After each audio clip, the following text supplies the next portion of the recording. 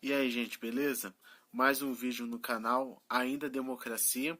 Hoje tá chovendo pra caramba, dá um frio danado. Então eu resolvi hoje falar justamente como a gente deve pensar o governo do Bolsonaro, né?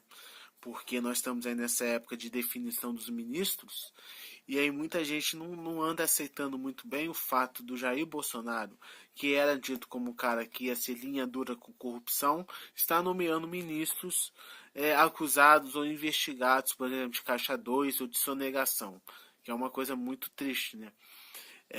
Mas, na minha opinião, gente, a melhor maneira de a gente compreender o novo governo é ver que o Bolsonaro, na verdade, é a união de quatro grupos políticos. O Bolsonaro venceu, mas o governo dele, temos quatro grupos bem definidos ali.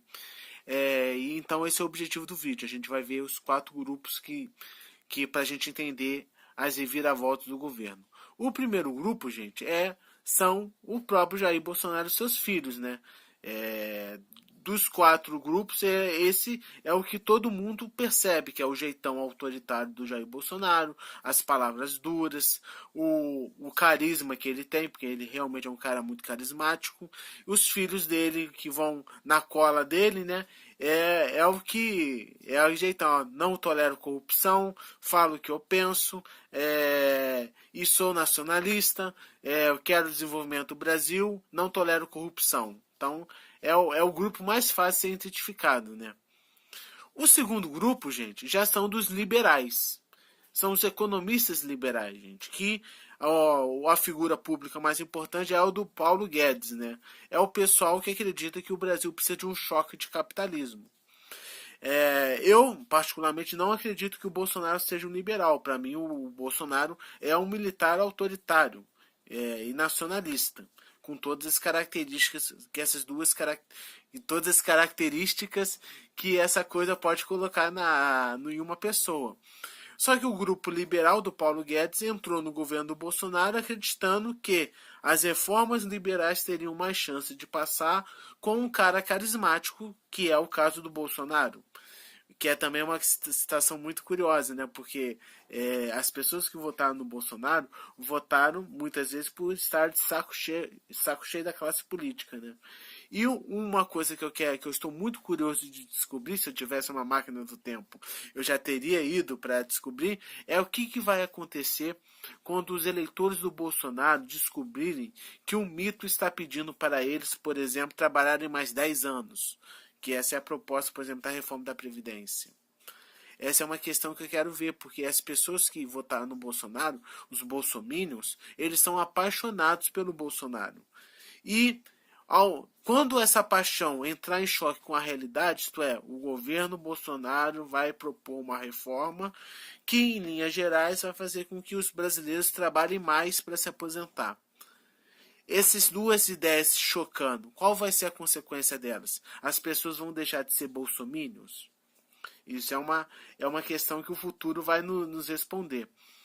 Esse grupo dos liberais, gente, ele, na verdade, na minha opinião, é o grande responsável por parte da imprensa estar apoiando Jair Bolsonaro. Eu vejo, por exemplo, a cobertura que a Jovem Pan faz, por exemplo, é totalmente favorável ao Bolsonaro. E não por causa do Bolsonaro, mas eu acho que por causa dos economistas liberais do Jair Messias. Eu não sei se vocês perceberam, está acontecendo agora uma coisa um pouco parecida com o que houve com o governo Temer, que era justamente que quando o governo Temer fez o impeachment na Dilma, havia todo um bem-estar da empresa em relação ao Temer. Se vocês puxarem na memória aí, vocês vão lembrar o governo de notáveis, o Dream Team da economia e tudo mais. E a gente viu que isso não fez grande diferença, né? Apesar do governo Temer ter diminuído a inflação, ele não conseguiu gerar o emprego necessário ou o desenvolvimento econômico. Então eu estou sentindo que agora, com a questão do Bolsonaro, há justamente esse pessoal que está querendo reviver essa coisa do Dream Team da economia, que agora vai, e nós vamos ver se vai ou não vai, né? É aquela questão, receitas para caldeirões futuros. O terceiro grupo, turma, são dos militares. É, A principal preocupação de muita gente no Brasil com a eleição do Bolsonaro é que justamente que os militares que pareciam estarem conscientes de que o lugar deles não é a política, né? Militar e política são coisas que não combinam. Com a vitória do Bolsonaro, eles se empoderaram, né? E estão participando do governo, que é o general Mourão, o general Heleno e vários outros. Esses militares, gente, eles têm um plano de desenvolvimento nacional. E aí que vem também um possível conflito. Porque, na minha opinião, o que o general Mourão tem na cabeça não é a mesma coisa que o Paulo Guedes tem na cabeça, que não é a mesma coisa que o Bolsonaro tem na cabeça. E aí é uma das grandes dúvidas é que quando essas três cabeças entrarem em choque, qual delas prevalecerá? Isso é uma os militares, né, eles são nacionalistas, eles querem o futuro do Brasil, eles querem o desenvolvimento do nosso país, mas a questão é justamente que a gente não sabe muito bem o que eles desejam em outros setores, né? Por exemplo, a reforma da Previdência tem notícia de jornal falando que, proporcionalmente, a previdência dos militares é deficitária. Isto é, um aposentado militar custa mais que um aposentado civil. Logo, em uma reforma da Previdência, os militares terão que ser contemplados para dizer uma coisa elogiosa, né? Ou seja, eles vão ter que dar a sua cota de sacrifício. E aí, será que a corporação militar vai dar esse sacrifício para o país? Isso é uma grande interrogação.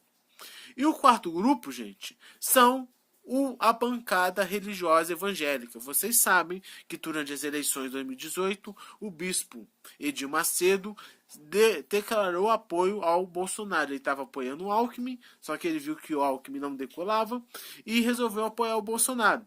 E a grande questão é que com a bancada evangélica vem toda uma pauta conservadora nos costumes e nos valores, que é justamente a questão de não deixar aquele negócio do kit gay, né? Que fez muito sucesso, não deixar os avanços da comunidade LGBT prosperarem no Brasil, né? Se depender do Jair Bolsonaro, que é justamente evitar os temas sobre sexualidade na escola, né? Com o famigerado Escola Sem Partido, que a gente discutiu ontem aqui. E justamente tentar, na minha opinião, eu acho que se eles perceberem que eles estão muito fortes, a bancada evangélica, né, parte fundamental do governo Bolsonaro, eles vão tentar restringir ainda mais o aborto, né? Porque hoje você consegue praticar o aborto em algumas circunstâncias, né? E se eu acredito que se eles demonstrarem poder, né, eu acho que eles vão querer restringir ainda mais isso. Já tem 8 minutos aqui. Mas e se jogar os 4 grupos na rota? O que dá?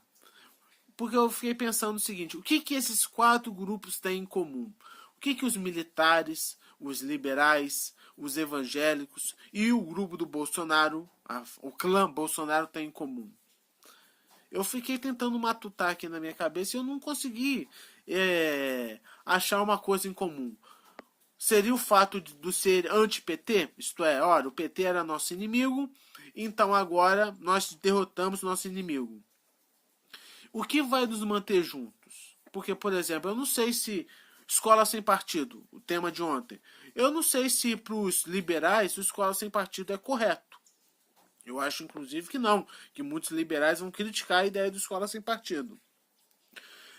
A privatização da Petrobras, um tema dos liberais, né, dos neoliberais, seja o que for isso, eu não sei se os militares concordam com isso, de você vender um patrimônio do tamanho da Petrobras. Então, como é que eu queria terminar esse vídeo? Eu queria terminar para a gente pensar, gente, como é que esses 4 grupos vão agir quando a máquina estiver funcionando. Isto é, será que não vai ter um choque de interesses? Eu penso X, o outro grupo pensa Y, o outro grupo pensa Z, o outro grupo pensa W? Porque, na minha opinião, isso é bastante provável. E aí, se houvesse conflito, quem vai sair vencedor? Né? Eu estava vendo até uma reportagem ali do Lauro Jardim, do Globo, que fez uma notinha que o Odebrecht pai, o filho lá do Marcelo, o pai do Marcelo, ele estava apostando lá entre os amigos que o governo Bolsonaro não durava 2 anos, que o Mourão iria assumir o governo Bolsonaro.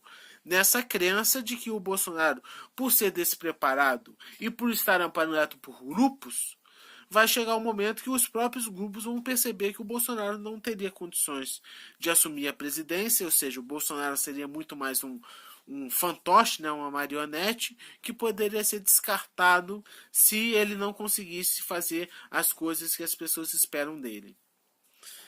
Então já deu 10 minutos aqui, eu vou encerrando. E o que vocês acham? Vocês acham que pensar o governo Bolsonaro como uma formação de 4 grupos é o melhor caminho?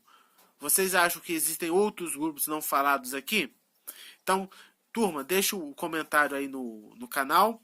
Se você não é inscrito, se inscreva, compartilhe aí com os amigos, toque o sininho da sinalização, porque aí você não perde nenhum vídeo. Então, gente, até a próxima e fui!